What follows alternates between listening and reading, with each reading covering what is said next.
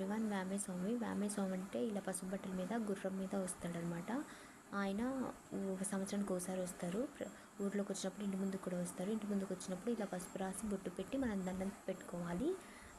ఇలా కాళ్ళకి అయిపోయిన తర్వాత ముఖానికి కూడా ఒకసారి నీళ్లు చల్లి పసుపు రాసి బొట్టు పెట్టమని చెప్పాడు. సో అలా బొట్టు పెట్టిన తర్వాత ఇంట్లో ఎవరైనా పెద్దవాళ్ళు ఉంటే వాళ్ళని రమ్మంటాడనమాట. రమ్మని ఆయన వాళ్ళతోటి మాట్లాడి వాళ్ళకు కూడా విభూతి పెడతాడు. ఏదైనా బొట్టు పెట్టి వాళ్ళ దగ్గర ఏది ఉంటే అది, కుంకుమ కానీ విభూతి కానీ ఏది ఉంటే అది పెట్టి ఆయన మాట్లాడతాడనమాట. మాట్లాడిన తర్వాత మాట్లాడిన తర్వాత ఇంకా వాళ్ళు వెళ్ళిపోతారు కదా. వెళ్ళిపోయే ముందు ఏంటంటే గుర్రం ఇలా పాదం చాపిద్ది అనమాట. ఒక లెగ్ అనేది, ఆ రెండు కాళ్ళలో ఒక లెగ్ అనేది ముందుకు చాపిద్ది.